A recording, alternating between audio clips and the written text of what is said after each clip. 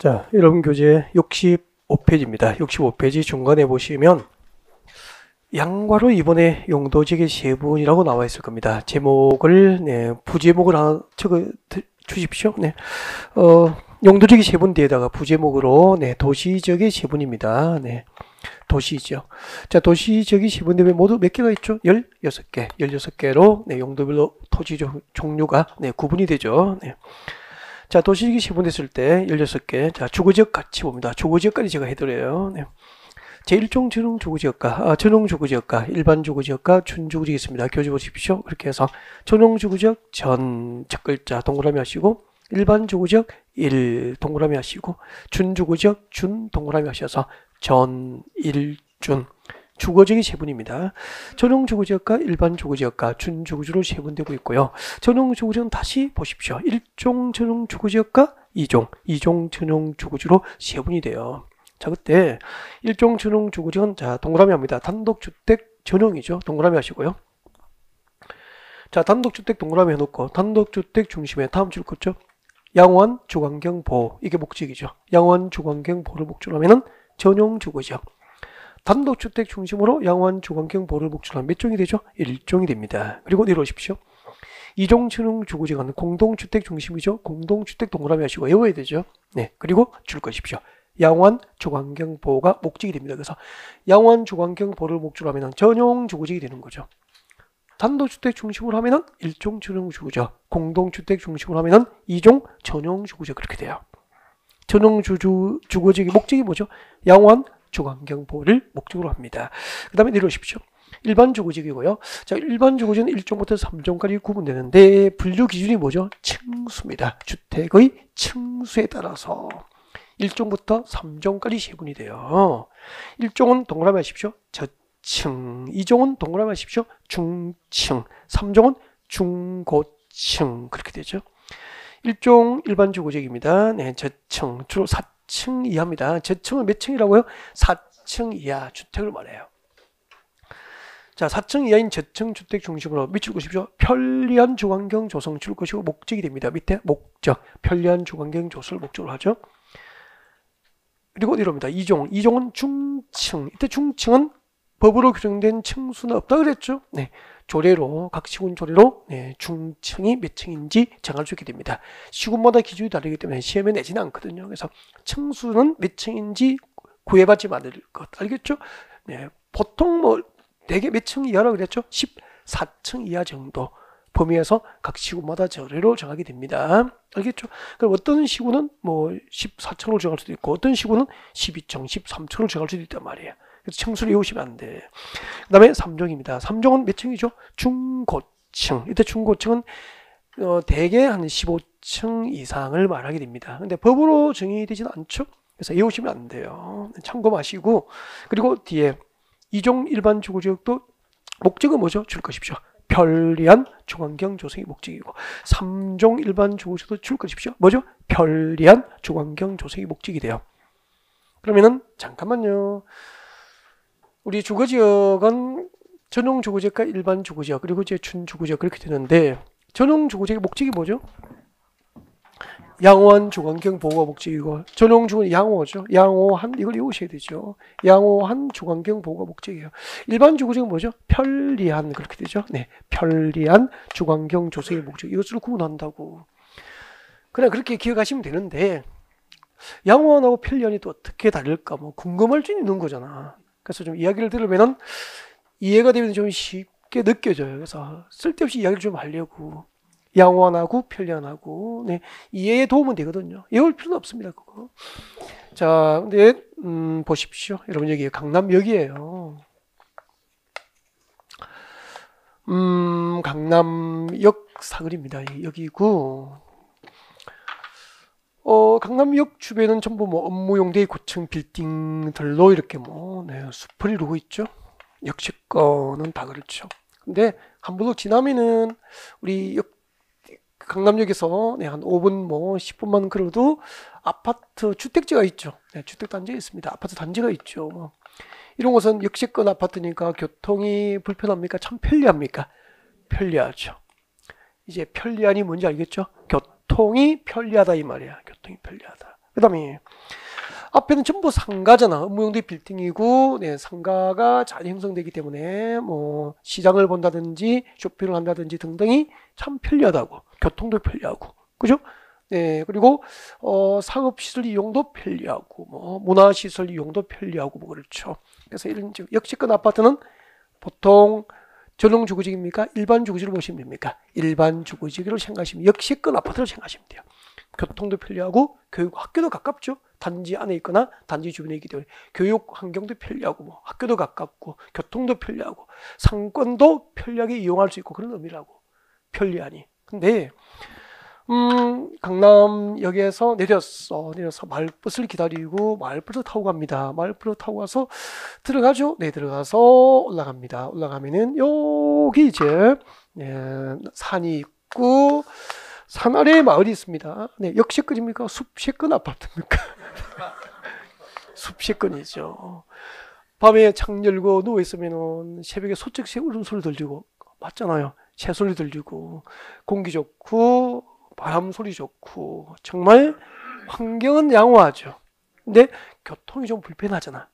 아이들이 학교를 좀 길 건너서 뭐 나가야 되니까 그죠? 학교 생활도 좀 불편하죠. 네, 그리고 상업시설 이용도 좀 불편하죠. 그래서 숲세권 아파트는 편리하진 않지만 주거환경은 양호하잖아. 바람도 좋고 공기도 좋고 소음도 조용하고 뭐 그죠? 뒤에 창 열고 산도 보이고 뭐 그래서 이런 것은 숲세권 아파트는 뭐죠? 네, 양호한 주거환경 보호를 목적으로 합니다. 그래서 아파트니까 공동주택이니까 몇 종이죠? 2종 전용 주거지 되는 거야. 그리고 그 산 아래에 단독주택 단지가 있으면은 양호한데 단독주택 중심의 양호한 주거환경 보호가 목적이기 때문에 1종 전용 주거지. 아파트 단지가 있으면은 2종 전용 주거 그렇게 되는 거야. 양호한 편리한 구분하셨죠? 네. 쓸데없이 참고하시고요. 준주거지역은 좀 외우셔야 됩니다. 네, 주거지역이니까 주거 기능을 중심으로 합니다. 주거 기능 동그라미. 저 뒤에 주거 기능을 중심으로 하면서 일부 무엇이 플러스 되죠? 상업 기능 동그라미, 업무 기능 동그라미. 그래서 주거 기능이니까 아파트 지을 수 있죠. 그리고 상가나 업무 용도의 빌딩도 지을 수 있는 땅이다라고 생각하시면 되고요. 6개의 주거지역 가운데서 제도적으로 이용 범위가 가장 넓은 용도 지역이 준주거지역으로 이해하시면 되죠. 그래서 여러분 같은 위치에 있으면 준주거지역 중에서 경제적 가치, 개발 가치를 따졌을 때 가장 좋은 땅이 뭐죠? 준주거지역에서 부동산 개발업자가 가장 좋아하는 주거지역이 준주거지역이에요. 엄청 좋은 땅이죠. 이 정도까지 해드리고요. 이제 뒤에 상업지역부터 녹지지역까지는 이제 여러분이 보셔야 되고요. 이런 방법으로 목적들을 암기를 해 나가셔야 돼요. 그리고 또 설명이 필요하면은 1, 2월 기본 이론 강의를 복습을 하시면 될 겁니다. 이제 개념 완성에서는 개요에 너무 소소하게 들어갈 수는 없어요. 넓게 다뤄야 될 부분이 있기 때문에 네, 이해를 하십시오. 그리고 내려갑니다. 용도지역의 지정 변경 절차라고 나와 있을 겁니다. 별표하시고요. 용도지역의 지정과 변경은 도시공관리계획으로 입안하여 결정하는 것을 원칙으로 한다고 다 배웠죠. 네, 그래서 알고 있죠? 읽어보겠습니다. 원칙. 국토교통부 장관 시도지사 대도시시장은 자 지금 비칠 것이십시오. 용도지역의 지정과 변경. 용도지역의 지정과 변경은 무엇으로 결정하죠? 도시군 관리계획으로 입안하여서 결정함을 원칙으로 한다는 거죠. 자, 용도지역의 지정과 변경은 도시군 관리계획으로 결정함이 원칙인데 특례가 있습니다. 공유수면 매립지에 관한 용도지역 지정 특례 이거 먼저 설명드려야 될 텐데 설명 듣고 교재를 보는 게 좋을 것 같아요. 동그라미 1번은 그래서 동그라미 기억번은 먼저 설명을 듣고 그 다음에 교재를 같이 보는 방법을 하지 뭐. 네, 그래서 저를 봐주십시오. 설명드립니다. 용도지역의 지정과 변경. 용도지역의 지정과 변경은 도시군 관리구로 결정 고시함이 원칙인데 예외 특례가 있죠. 특례 보겠습니다. 용도지역의 지정 특례. 용도지역의 지정과 변경은 도시군 관리구로 결정함이 원칙인데 특례니까 도시군 관리계획의 입안과 결정 절차 없이 용도지역의 지정이 있은 것으로 보는 경우가 있다는 거죠. 어디에서? 공유수면 매립지에서. 기억번 설명드립니다. 집중. 자, 위에는 인천입니다. 인천은 인구와 사립이 밀집되어서 이미 개발했고 앞으로 개발할 곳을 용도지정했습니다. 용도지역이 뭐죠? 도시지역이 됩니다. 인천은 용도지역의 도시지역이라고 할 수 있죠. 자, 밑에는 공유수면 바다, 인천 앞바다입니다. 공유수면 바다가 되니 다 바다라고. 네, 인천 앞바다인데, 자, 그때 인천 앞바다, 공유수면 바다를 매립을 했습니다. 매립을 해서 송도 신도시처럼 네, 도시개발이 목적입니다. 자, 여러분, 공유수면 바다, 바다의 매립 목적이 무엇이라고요? 도시개발, 도시개발이 목적이에요. 자, 그러면은 바다의 매립 목적이 도시개발이고 매립구역, 매립구역이 이웃한 인천의 용도지역도 뭐죠? 도시지역이기 때문에 바다의 매립 목적과 이웃하고 있는 매립구역의 이웃 용도지역도 도시지역이 같죠. 이렇게 바다의 매립 목적과 매립구역의 이웃 용도지역의 지정 목적이 같으면은 이 매립구역에 속할 용도지역을 지정할 때 특례가 인정돼요. 특례가 인정되니까 도시군 관리구로 위반하여 결정할 필요가 있어 없어? 없이 매립지의 준공인가일부터 매립구역이 속할 용도지역은 이웃하고 있는 도시지역으로 용도지역이 지정된 것으로 본다. 간주돼요. 이 경우 인천광역시장은 지체 없이 그 사실을 대외적으로 무엇을 하면 되죠? 고시해야 한다라고 되죠. 그러니까 고시는 특례 범위에 포함돼 안 돼? 안 돼요. 별도로 고시 절차를 필요로 한다는 걸 알 수 있게 됩니다. 여러분 교재 같이 볼까요? 66페이지 기억번을 설명드린 거죠. 맨 밑에 기억번입니다. 교재의 집중.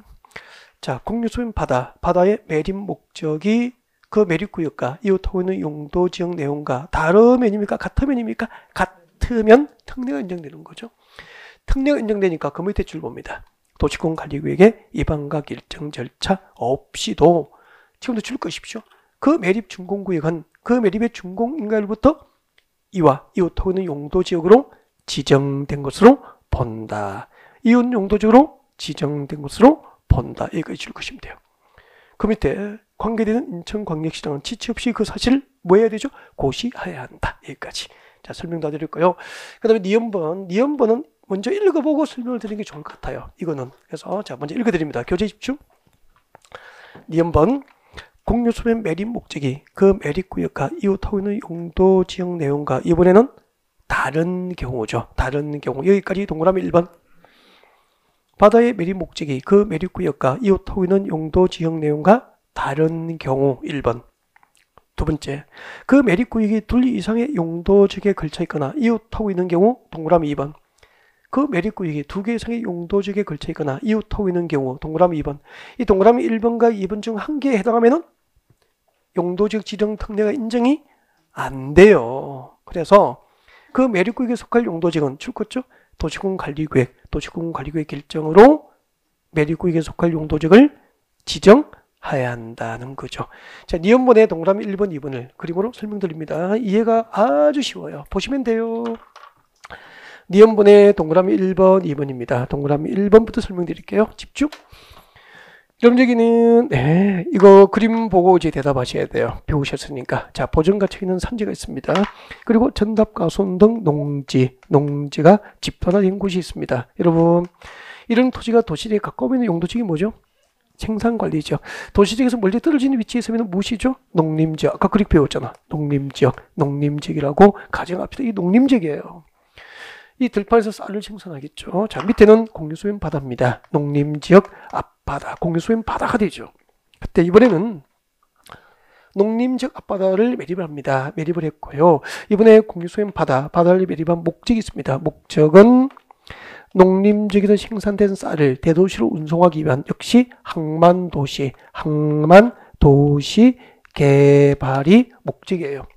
그러면은 공유수면 바다의 매립 목적이 도시개발이고 매립구역이 이웃한 용도지역은 뭐죠? 농림지역이니까 이번에는 바다의 매립 목적과 매립구역의 이웃 용도지역의 지정 목적이 같습니까? 다릅니까?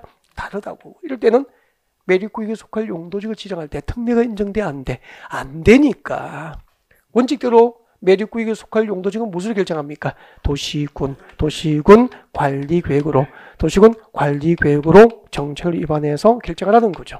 도시군 관리구역으로 매립구역에 속할 용도지역을 결정하여야 한다는 뜻이에요. 이거 하나. 그 다음에 두 번째는 자, 동그라미 2번은 이거죠. 동그라미 2번은 자, 여러분 왼쪽은 도시지역입니다. 용도지역이 도시지역이 돼요. 도시지역이고 오른쪽은 생산관리지역이 됩니다. 도시지역과 생산관리지역이에요. 그리고 밑에는 공유수면 바다, 전부 바다인데 자 보세요. 이번에는 도시적과 생산과제에 걸쳐서 바다가 매립된 거죠. 이렇게 공유소유는 바다가 매립된 거예요. 매립구역에 몇 개의 용도지에 걸치게 됐죠? 2개의 용도지에 걸치게 되잖아요. 이때도 용도지역 지정 특례를 인정해요? 안 해요? 안 해요. 그래서 매립구역에 속할 용도지역은 특례가 인정되지 않기 때문에 원칙대로 도시공원관리구역으로 결정해야 된다는 거죠. 그러면은 세 가지를 같이 보십시오. 이걸 누가 설명 듣고 익숙하게 한꺼번에 빨리 보느냐에 학습의 성과가 달리는 거죠. 너무 하나를 길게 볼 필요도 없어. 한번 봐요. 바다의 매립 목적과 이웃 용도지의 지정 목적이 같으면 매립구역에 속할 용도지역을 도시공원 관리구역으로 결정합니까? 특례를 인정합니까? 특례가 인정되기 때문에 매립지의 준공 인가로부터 매립구역에 속할 용도지역은 이웃 용도지역으로 지정된 것으로 본다. 단 바다의 매립 목적과 이웃 용도지역의 지정 목적이 서로 다르거나 매립구역에 2개 이상의 용도지역이 걸친 경우에는 매립구역에 속할 용도지역은 원칙대로 무엇으로 결정한다? 도시군 관리구역으로 매립구역에 속할 용도지역을 결정하라는 이야기잖아요. 이렇게 순식간에 이해하고 교재를 읽으면 되는 거죠.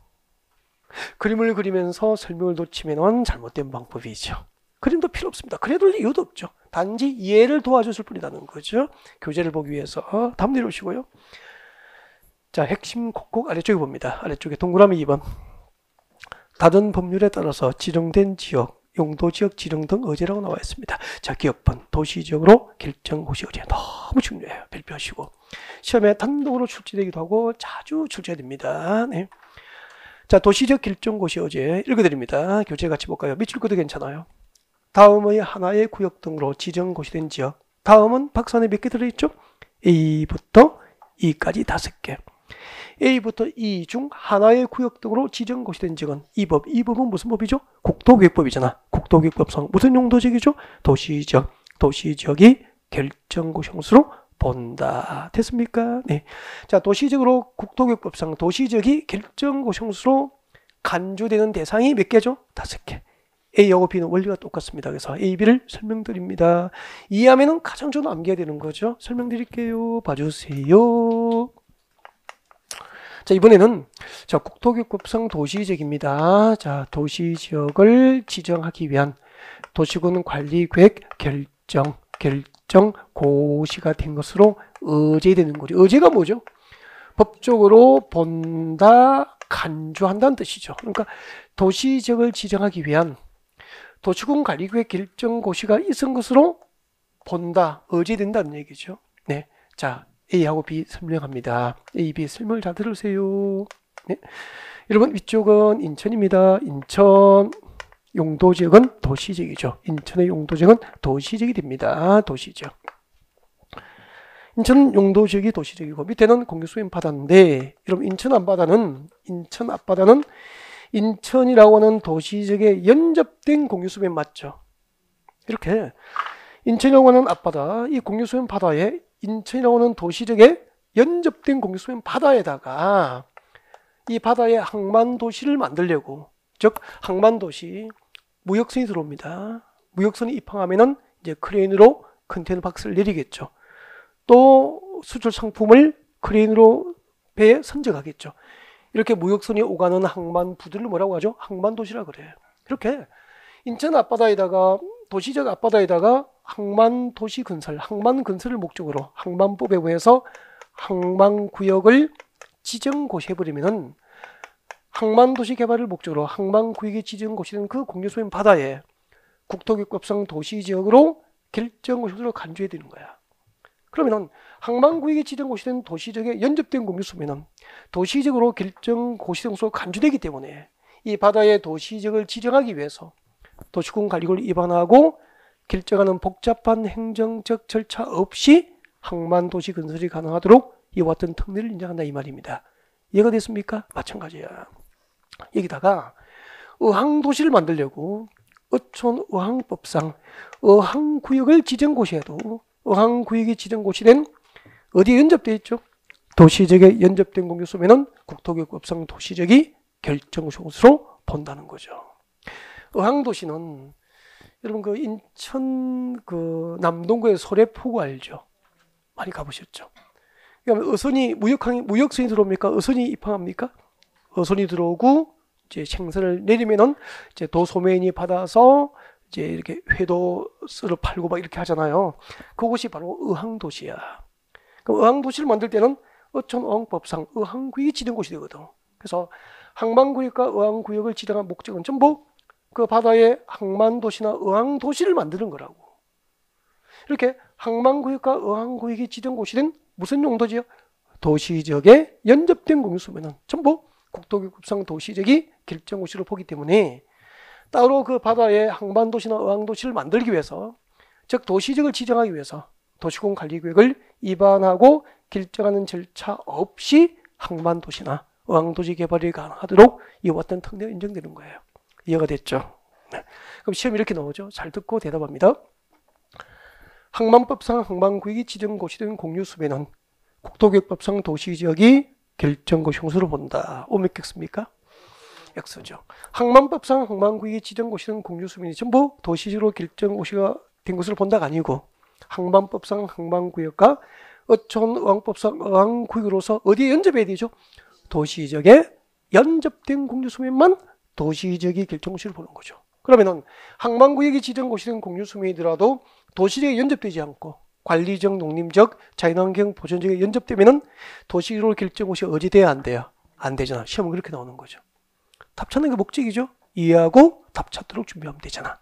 그 다음에 세 번째 10번이죠. 산업 입지 및 개발에 관한 법률상 국가산업단지, 일반산업단지, 도시첨단사업단지가 지정된 곳은 무슨 용도지역이죠? 이 법상 도시지역이 결정고시로 본다. 이거 설명드릴게요. 여러분 여기가 평택이에요. 경기도 평택시라고. 이야기 좀 들으세요. 경기도 평택시라고. 용도지역이 뭐죠? 도시지역이겠죠. 그러면은 평택시 주변에 농지 많죠? 다 농지죠. 뭐 주변은 농지고 뭐 그렇더라고. 그러면은 여기다가 평택시 주변은 이제 용도지역이 농지면 도시지역에 가까운 농지는 배웠잖아. 농림지역입니까? 생산관리지역입니까? 생산관리지역이죠. 이렇게 대화가 되잖아. 이제 최시간 수업 들었기 때문에 너무 좋아요. 네, 생산관리지역이에요. 생산관리지역이라고. 평택시 주변의 농지는 생산관리지역이었다고. 근데 여기다가 삼성반도체가 들어올 수 있도록 여기다가 뭘 지정하냐면은 산업 입지 및 개발에 관한 법률에 의해서 여기다가 네, 국가산업단지, 일반산업단지 내지는 여기다가 도시, 첨단 산업단지, 반도체 공장을 지을 수 있도록 도시 첨단 산업단지를 지정해서 고시해버리면은, 여러분 첨단 산업단지, 국가산업단지, 일반산업단지가 지정고시 된 지역은 계속 농사짓겠다는 겁니까? 산업도시 개발에 첫걸음을 뗀 곳입니까? 산업도시 개발에 첫걸음을 뗀 곳 맞죠? 이렇게 국가산업단지등이 지정되어서 산업단지 개발에 첫걸음을 뗀 곳은 지정전 용도지역이 생산관리지역이었죠? 앞으로 도시첨단 산업단지 지정고시 되면 무슨 용도지역입니까? 도시적으로 결정고시로 의지가 되어버리기 때문에 그 생산관리지역을 도시주로 변경하기 위한 복잡한 행정적 절차 없이 바로 공업도시 개발이 가능하도록 이와 같은 특례를 인정한 거예요. 삼성이 평택 주변에 도시첨단 산업단지 안에 반도체 공장 대규모 투자한 거 알고 있죠? 그럼 거기 도시첨단 사업단지를 딱 지정고시하는 순간 그곳의 용도지역은 무슨 용도지역입니까? 생산관리지역에서 도시적으로 결정고시를 의지가 되어버린 거야. 그러면 그 용도지역을 변경하기 위해서 생산관리지역을 도시지역으로 변경하기 위한 도시군관리계획 위반과 결정 절차가 필요합니까? 필요 없습니까? 필요 없죠. 이런 절차 없이 바로 공업도시 개발이 가능하도록 이와 같은 특례를 인정한 거예요. 그리고 여기 반도체 공장 지었어. 보세요. 반도체 공장 지었다고. 그러면 이게 직원들이 근무해야 되니까 많은 일자리가 축출되면서 이게 직원들이 근무할 거 아니야. 그분들이 살 수 있도록 아파트가 필요한 거예요. 그럼 여기다가 뭘 지정하느냐면은 택지개발 촉진법에 의해서 여기다가 농지에다가 택지개발 촉진법상 택지개발 지구를 지정고시해 버립니다. 택지개발 촉진법상 택지개발지구가 지정고시 되면 공업도시입니까? 주거도시입니까? 주거도시 개발에 첫걸음을 뗀 곳이죠. 택지개발지구가 지정고시된 지역도 무슨 용도지역입니까? 도시지역이 결정소수로 본다. 그러면은 여기에 근무할 수 있는 그 사원들이 거주할 수 있는 주거 중심의 신도시가 또 주변에 개발되게 되는 거예요. 그래서 그 밑에 봅니다. D번 택지개발촉진법상 택지개발지구가 지정된 곳은 주거도시개발의 첫걸음을 뗀 곳이고 국토교육법상 무슨 용도지역입니까? 도시지역이 결정구성수로 본다는 거죠. 현장 이야기를 들으니까 쏙쏙 들어오죠. 그 다음에 이런 반도체 공장에서는 무엇을 많이 필요로 하냐면 전력 소비가 엄청나대. 지금 그 평택 그 삼성 반도체 전력을 어떻게 공급할까? 그 철탑, 송전 철탑 건설 문제가 얼마 전에 뭐 이렇게 합의가 된 것 같더라고요. 그만큼 전력을 많이 필요로 하는 거죠. 그러면 만약에요, 그냥 제가 하는 이야기예요. 여기에 만약에 그 주변에 발전소, 화력발전소 건설이 필요한 거야. 그러면 원자력이나 화력발전소 건설하기 위해서 거기다가 무엇을 지정하느냐면은 원자력발전소나 화력발전소 건설 목적으로 여기다가 전원 전기자원입니다. 2번에 나와 있죠. 전원 개발 사업구역을 지정하는 거죠. 이렇게 원자력발전소나 화력발전소 건설을 통하여 전기자원을 개발할 목적으로 전원개발 사업구역이 지정된 곳이 되면은 역시 무슨 용도지역이죠? 도시지역이 결정구역으로 의지되기 때문에 그 들판을 다 밀어서 형질 변경하고 발전 설비가 들어올 수 있도록 도로가 만들어지고 상하수 시설, 전기 시설 등이 갖춰지고 이게 이제 발전소를 짓게 되고 발전소에 근무할 수 있는 직원들이 살 수 있도록 주변에 아파트 짓고 건너편에 상가가 형성되고 교육단지가 조성될 수 있도록 원자력 발전소나 화력 발전소 건설 목적으로 지정된 전원개발 사업구역과 예정구역도 국토교육법상 무슨 용도지역입니까? 도시적으로 결정구역으로 본다는 얘기입니다. 5가지를 전부 설명했잖아. 국토교육법상 도시지역이 결정구역으로 의제되는 대상이었습니다. 잘 볼까요? 항만법상 항만구역과 어촌어항법상 어항구역으로서 어디에 연접해야 되죠? 도시지역에 연접된 공유소면은 도시적으로 결정구역으로 본다. 그 다음에 공업도시 개발의 첫걸음을 뗀 곳 어디죠? 상계법상 국가산업단지, 일반산업단지, 도시첨단사업단지가 지정된 곳이 된 적은 도시적인 결정구역으로 본다. 그 다음에 주거도시 개발의 첫걸음을 뗀 곳 어디죠? 택지개발촉진법상 택지개발지구는 도시적인 결정구역으로 본다. 그리고 원자력발전소나 화력발전소 건설을 목적으로 전원개발 사업구역과 예정구역이 지정곳이 된 지역도 무슨 용도지역입니까? 도시적으로 결정구역으로 본다. 그렇게 하면 되죠. 설명 다 드렸고 암기도 다 해드린 것 같고, 그죠? 이렇게 해서 교재를 순식간에 빠른 속도로 읽어 나가야 돼요. 그래서 교재를 혼자 빠른 속도를 보기 위해서 설명을 듣는 거예요. 맞죠? 네. 교재를 설명 듣고 이해하면 빨리 볼 수 있거든, 교재를. 공부는 천천히 가면 안 돼요. 그 밑에 봅니다. 니은번 별표하시죠. 농림지역 결정고시가 의지되는 경우죠. 처음으로 범위 진도 들어가는 거죠. 이럴 때는 안 한다고 이제 넓게 들어가는 거죠. 읽어드립니다. 관리지역에서 농지법상 농업진흥지로 지정고시된 지역은 이 법상 줄 것이십시오. 농림지역으로 줄 거죠. 이 법상 농림지역으로 줄 거면 되죠. 손 떼고. 관리지역의 산림 중에서 산지관리법상 보전산지로 지정고시된 지역, 보전산지로 지정고시된 지역은 그 보전산지 지정을 고시할 때 구분하는 바에 따라 지금도 줄 거죠. 이 법상 무슨 용도지역입니까? 농림지역 또는 자연환경 보전지역이 결정구역으로 본다. 여기까지 줄구시면 되죠. 설명드리겠습니다. 네, 봐주세요.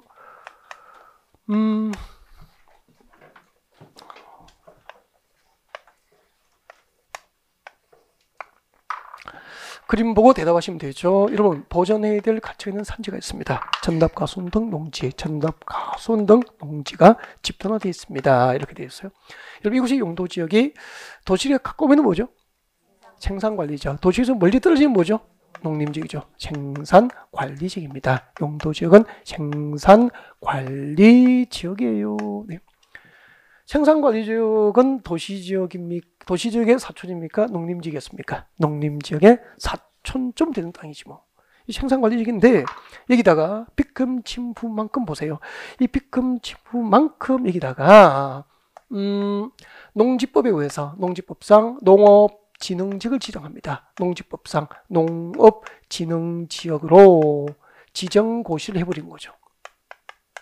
이렇게 농지법상 농업진흥지역이 지정고시된 관리지역, 관리지역 안에 농지법상 농업진흥지로 지정고시된 지역은 특례로서 이 법 국토교육법상 특례로서 무슨 용도지역이 되어버리죠? 농림지역입니다.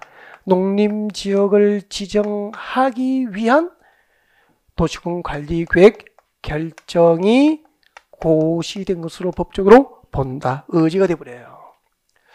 그러면은 농림지역이 땅값이 비쌀까요? 생산과지역이 비쌀까요?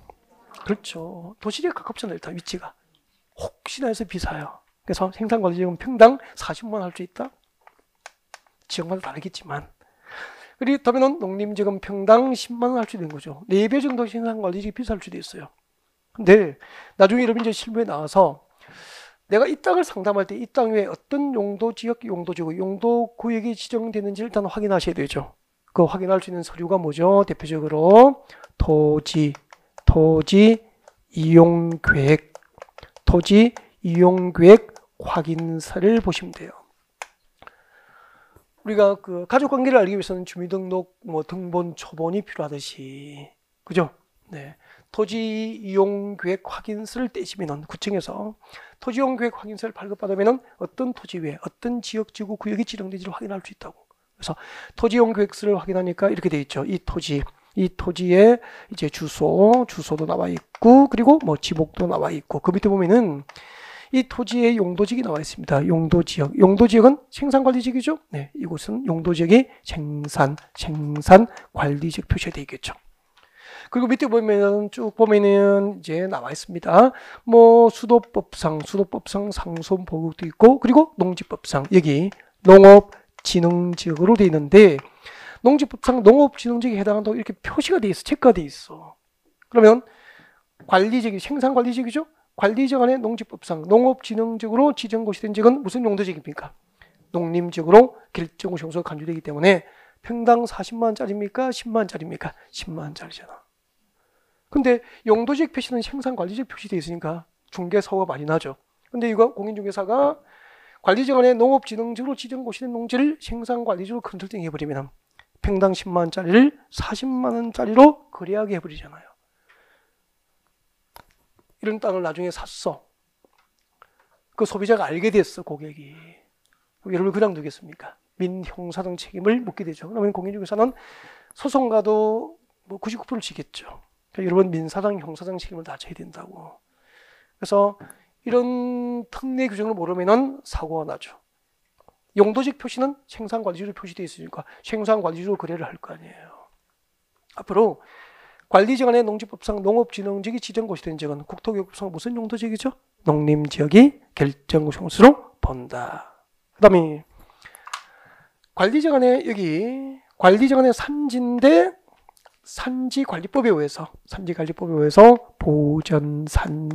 보전산지로 지정고시가 된 곳은 그 보전산지 지정을 고시할 때 구분하는 바에 따라서 농림지역으로 구분하여 고시하면은 국토교육법상 무슨 용도지역이 되죠? 농림지역이 결정고시 용수로, 또는 보전산지 지정을 고시할 때 자연환경 보전지로 구분하여 고시하면은 자연환경 보전지역이 결정 고시된 것으로 본다는 거죠. 어렵지는 않죠? 지정할 때 그대로 읽으시면 되죠. 앞으로 관리지역 중 농지법상 농업진흥지역이 지정고시 된 지역은 국토교육법상 무슨 용도지역이죠? 농림지역이 결정고시 용수로. 관리지역 중 산지관리법상 보전산지로 지정고시 된 지역은 보전산지 지정을 고시할 때 구분하는 바에 따라서 농림지역 또는 자연환경 보전지역이 결정고시 용수로 본다. 자, 지금까지 용도지역 지정 특례였습니다. 정리하면은 용도지역의 지정과 변경은 도시군 관리구로 위반하여 결정하는 게 원칙인데, 공유수면 바다의 매립 목적과 이웃 용도지역의 지정 목적이 같은 경우에는 매립구역에 속할 용도지역은 매립지 준공 인가일부터 도시군 관리구로 용도지역을 지정합니까? 이웃 용도지역으로 지정된 것으로 봅니까? 이웃 용도지역으로 지정된 것으로 본다. 그리고 항만법상 항만구역과 어촌어항법상 어항구역으로서 어디에 연접해야 되죠? 도시지역에 연접된 공유수면 등은 국토교육법상 무슨 용도지역이죠? 도시지역이 결정시로 본다 등에 대해서 학습이 이루어졌죠. 한 번 듣고 이해를 못하실 부분은 크게 없었을 겁니다. 그러면 할만한 거잖아요. 계속 반복해서 교재 읽으면 되죠. 자, 그 다음에 넘어가겠습니다. 자, 여러분 교재는 69페이지로 오시면 되죠. 69페이지 오셔서 자, 오른쪽 상단에 보면은 용도지역 안에서 행위 제한이 나와 있습니다. 별표하시면 되고요. 용도지역 안에서 행위 제한. 용도지역 안에서 행위 제한이죠. 일단은 제목을 봐주세요. 용도 지역 안의 행위 제한. 저도 처음에 공부할 때 용도 지역에서 행위 제한이라는 이 단어가 참 마음에 들지 않더라고요. 잘 와닿지 않았죠. 무슨 말인지, 행위 제한이 뭘까 알 것 같으면서 와닿지 않더라고 잘. 네. 한 1년 정도 모르고 강의한 것 같아. 네. 이런 얘기죠. 여러분의 고객이 어떤 용도지역 땅을 삽니다. 무슨 용도지역 안에서 땅을 삽니다. 여러분, 용도지역은 전부 지정 목적이 있죠. 그래서 용도지역별 지정 목적이 있을 거예요. 그러면은 해당 용도지역의 토지를 소유한 수만 명은 그 용도지역별 지정 목적에 맞지 않은 일정한 개발 행위를 법으로 허용할까요? 제한받습니까? 제한받죠. 이것을 용도지역 안에서 행위 제한이라고 하는 거죠. 용도지역 안의 토지 소유자를 하여금 용도지역의 지정 목적에 맞지 않은 개발 행위를 법으로 제한하는 것. 이것을 행위 제한이라고 그러죠. 가장 대표적인 개발이 뭐죠? 가장 대표적인 개발 행위는 건축 행위이기 때문에 용도지역 안에서 행위 제한은 곧 용도지역 안에서 건축 제한이라고 하는 거죠.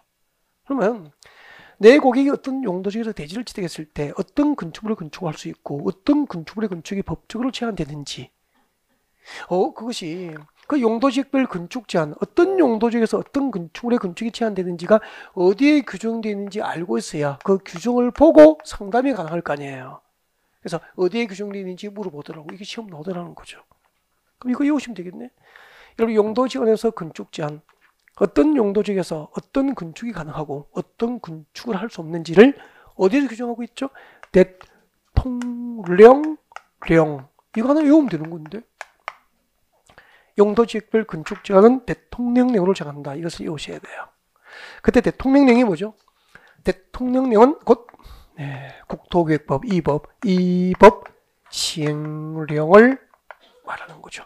대통령령과 시행령은 같은 말이에요. 대통령령, 국토기획법 시행령에서 정하고 있다는 이야기고요. 우리 국토기획법 시행령을 보시면은 용도지역 숫자가 21개이기 때문에 그 21개의 용도지역별로 건축 제한에 관한 별도의 표가 준비되어 있습니다. 별표 몇 개? 21개. 용도지역별 건축 제한에 관한 표가 있습니다. 예를 들면은 일종전용 주거지의 땅을 사면은 여기 제1종 주거지예요. 제1종 주거지의 땅을 사면은 이런 건축물을 건축할 수 있다고 이렇게 쭉 나열되어 있다니까. 누구나 보고 활용하면 전문가 되는 거잖아요.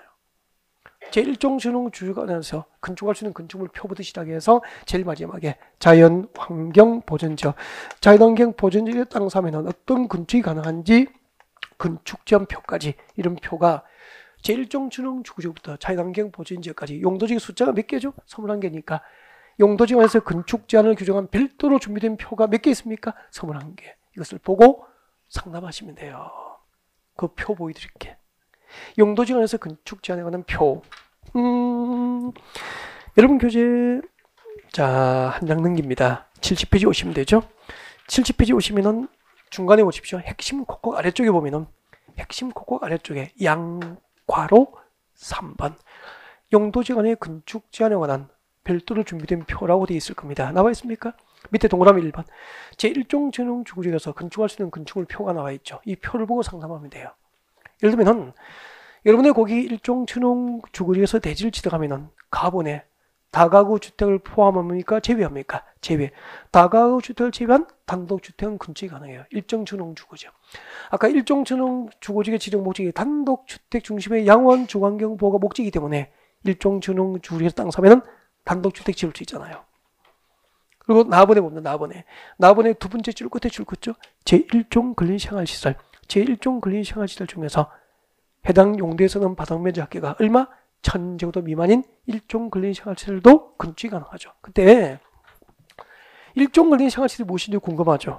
그것은 건축부에서 배워요. 그래서 기다려 주셔야 돼. 건축부에서 배우게 되니까. 주택가 인근 지역에서 일상생활에 필요한 시설들을 이제 근린생활시설이라고 하고요. 일종에 해당하는 것은 1000제곱미터 미만까지는 일종 근린생활시설에서 건축이 허용됩니다. 참고하시면 되고요. 그 다음에 이렇게 해서 제일 마지막에 이제 94페이지까지인가 자연환경 보전지역까지 건축 제한 표가 있다고 나중에 보시고, 그러면은 21개 용도지역별 건축 제한은 대통령령으로 정하는 게 원칙이다. 일단 이거 내우셔야 돼요. 근데 이걸 잘 못 외워요. 근데 왜 못 외울까 제가 생각해 봤는데, 용도지원에서 건축제한은 어디에 규정되어 있죠? 헌법에 규정되어 있습니까? 대통령령입니까? 대통령령. 암기상이 길어요? 짧아요? 짧아서 암기를 안 해버리는 거죠. 연습 안 하니까 못 외우더라고. 그래서 이거 네 짧다고 연습 안 하시면 못 외워요. 꼭 연습 좀 했으면 좋겠습니다. 용도지역별 건축제한은 대통령령으로 정함이 원칙이다. 이거 외웠으면 좋겠는데, 예외가 있습니다. 용도지역별 건축제한은 대통령령으로 정함이 원칙인데, 예외적으로 용도지역에서 건축제한을 대통령령으로 정하지 않고 개별 법률로 규정하는 경우도 있다는 거죠. 이 개별법에 의해서 건축제한이 이루어지는 경우는 암기를 하셔야 됩니다. 여기서 출제를 자주 합니다. 작년에도 나왔죠? 네. 자, 어디에 있는지 찾아드립니다. 여러분 교재 69페이지로 오시면 되죠? 여러분 교재 69페이지입니다. 69페이지 빨리 오세요. 제일 위에 봅니다. 제일 위에 세 번째 줄. 용도지역에서의 건축제한. 자, 원칙. 제일 위에 세 번째 줄 읽어드립니다. 밑줄도 괜찮죠? 지정된 용도지역 안에서 건축물이나 그 밖의 시설의 용도, 종류 및 규모 등의 제한 동그라미. 무슨 제한이죠? 건축 제한이죠. 지정된 용도지역 안에서 건축 제한에 관한 사항은 무엇으로 정한다? 대통령령으로 정한다. 대통령령을 외우셔야 됩니다. 네, 이게 원칙인데 2번대로 옵니다. 2번 예외 봅니다. 예외. 산업 입지 및 개발에 관한 법률 등 개별법에 의해서 건축 제한이 이루어지는 경우가 있습니다. 그래서 개별법에 의해서 건축 제한을 받는 경우가 박스안에 나와 있습니까? 네, 박스안에 들어오셔서 리얼부터 시효까지 앞으로 묶어줍니다. 리얼부터 저 밑에 시효까지 앞으로 묶어주세요. 네, 이 리얼부터 시효까지가 대통령령으로 건축 제한을 받는 경우입니까? 개별법에 의한 건축 제한입니까? 개별법에 의한 건축 제한이죠. 네, 용도지역 안에서 특례로서 개별법 규정에 의한 건축 제한입니다. 개별법 규정에 의한 건축 제한이죠. 용도지역 안에서 건축 제한을 개별법 규정에 의해서 받는 경우죠. 이건 암기를 좀 하셔야 됩니다. 암기. 개별법 규정에 의한 건축 제한이죠. 개별법 규정에 의한 건축 제한. 암기를 좀 하셔야 됩니다. 예를 들면 리얼법입니다. 산업 입지 및 개발에 관한 법률, 약칭해서 상개법이라고 합니다. 산업 입지, 산 동그라미, 개발에 관한 법률, 개 동그라미, 법률할 때 법 해서 상개법. 뒤에 보겠습니다. 자, 상개법상 다음 줄 것죠? 농공단지. 어떤 용도지역 안에 농공단지가 지정된 토지인 경우 건축 제한은 같은 법 동그라미. 이때 같은 법은 앞에 무엇을 말하죠? 상개법을 말합니다. 같은 법은 이꼴 상개법. 산업 입지 및 개발에 관한 법률을 말합니다. 그래서 농공단지인 경우 건축 제한은 상개법 규정에 의한다라고 외워야 돼요. 이거 잠깐 이야기 좀 하겠습니다. 설명드릴게요. 아직 이해를 못하신 분이 저 뒤쪽에 보니까 한 분 딱 계시거든요. 그래서 그분을 위해서 설명드립니다. 농담이고. 자, 여러분 여기 생산관리직이에요. 보전가치가 있는 산지도 있고 전답, 과수원 등 농지가 있겠죠. 전답, 과수원 등 농지가 있습니다. 여기 취락 마을이 있습니다. 이곳의 용도지역은 도시에 가깝기 때문에 생산관리지역이에요. 생산관리지역이다라고 가정합시다. 이제 물으면 대답하셔야 돼요. 금방 배우셨으니까. 여러분의 고객이 생산관리지역 이 동네에 땅을 샀습니다. 이렇게 땅 살 거예요. 여러분에게 상담해서 물어보겠죠. 이게 생산관리지역에 땅을 사면은 어떤 용도의 건축이 가능합니까? 불가능합니까? 라고 물어볼 거예요. 그럼 여러분은 무엇을 보고 대답하셔야 됩니까? 그렇죠. 생산관리는 용도지역이잖아. 이렇게 용도지역 안에서 어떤 건축물의 건축이 가능하고 건축이 제한되는지 용도지역별 건축 제한의 원칙이 대통령령으로 정하니까 대통령령을 보시면 돼요. 그때 대통령령은 국토교섭 시행령이잖아. 우리 국토교섭 시행령에서는 21개의 용도지역별 건축제한표가 있으니까 생산관리지역 안에 건축제한표가 있겠죠. 그 표를 보고 생산관리지역에서는 이런 건축물을 건축할 수 있다고 상담을 하시면 돼요. 외워야 됩니까? 표를 활용하면 됩니까? 활용하시면 전문가 되는 거잖아.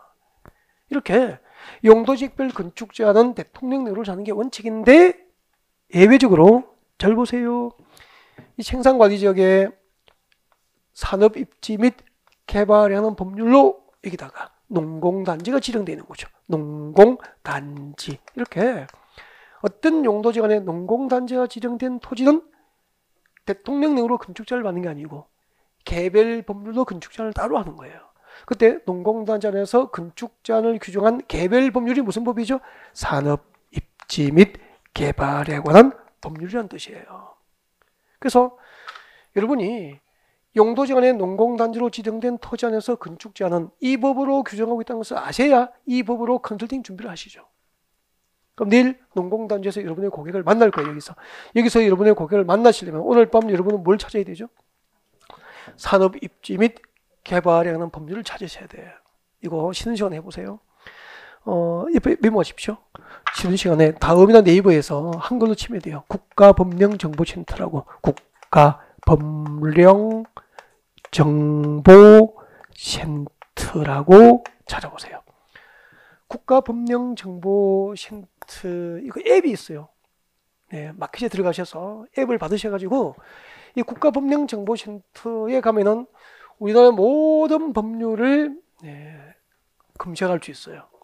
그래서 이 국가법령정보센터 앱을 받으시고 그 앱에 들어가셔가지고 검색어에다가 여기다가 상계법 치면 안 돼. 산업 입지 및 개발에 관한 법률을 치고 검색을 클릭하시면은 이 법을 찾을 수가 있다고. 그렇게 하셔가지고 이 상계법을 쭉 넘겨보면은 제1조, 법 1조는 되게 법을 만든 목적을 밝힙니다. 이렇게 해서 쭉 내려가면은 예를 들면은 15조에 보니까 예를 들어서 하는 이야기죠. 네, 농공단지에서 건축 제한, 행비 제한이라고 하는 제목이 보일 거예요.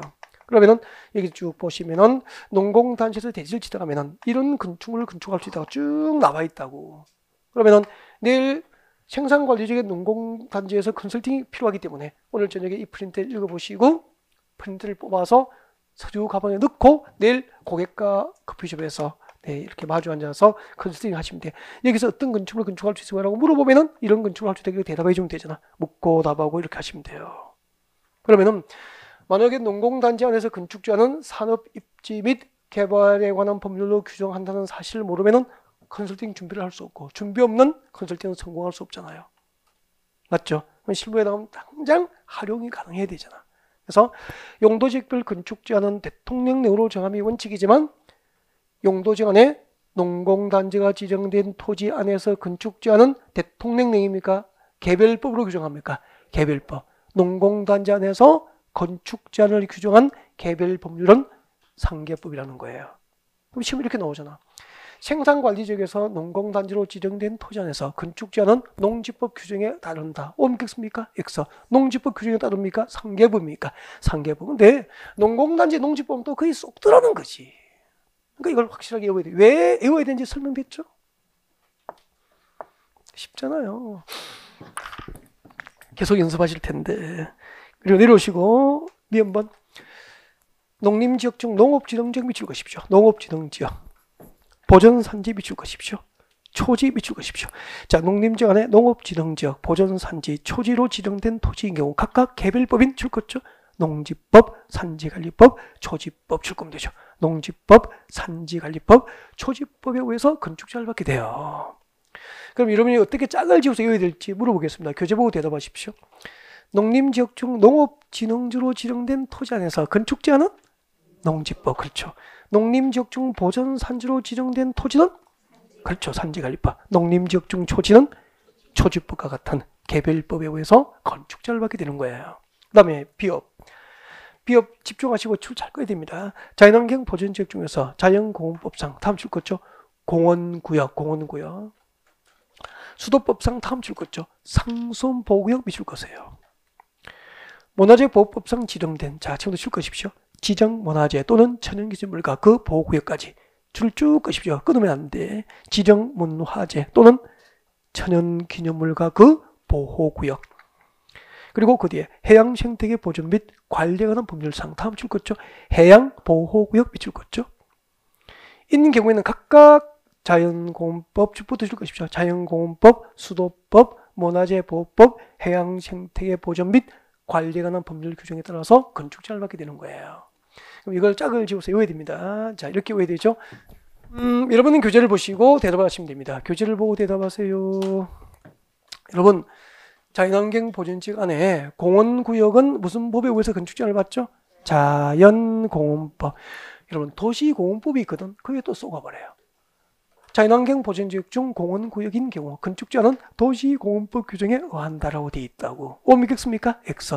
도시공원법이 아니고 뭐죠? 자연공원법. 그리고 자연환경 보전지역 중 상수보호구역인 경우 건축 제한은 무슨 법? 수도법. 그렇게 보시면 되죠. 자연환경 보전지역 중에서 지정문화재 또는 천연기념물과 그 보호구역은 문화재 보호법. 자연환경 보전지역 중 해양보호구역은 해양생태계 보전 및 관리에 관한 법률. 그렇게 보시면 돼요. 제일 마지막에 쉬워져 봅니다. 자연환경 보전지역 중 수산자원보호구역 줄 것이십시오. 자연환경 보전지역 안에 수산자원보호구역이 지정된 토지는 건축 제한이 뒤에 줄 거죠. 수산자원관리법과 같은 개별법에 의해서 건축 제한이 받게 됩니다. 여기까지 오시면 완벽하고요. 앞으로 문제풀이 과정에서 계속 반복적으로 다루게 되니까 암기 부담을 안 가져도 괜찮아요. 네. 자, 지금까지 용도지역 안에서 건축 제한에 관한 사항이었고요.